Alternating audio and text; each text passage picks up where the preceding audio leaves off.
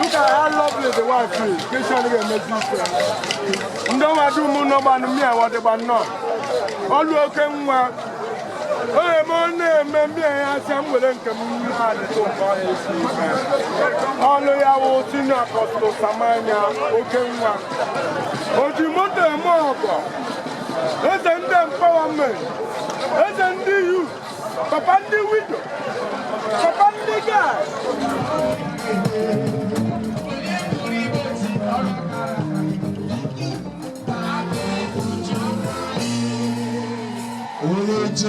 Urute, Ohavia, Mamano.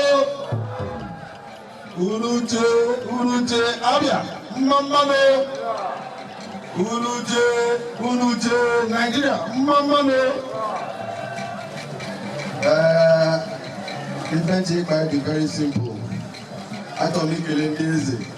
Your Ohavia monarchs for giving me this great opportunity to host this Union Festival. As children does you know, now for Jesus.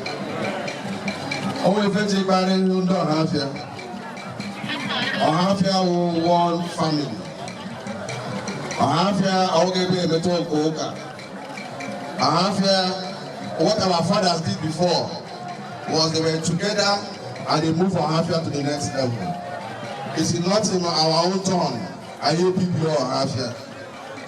I don't make my if I show no, I found no one to buy no.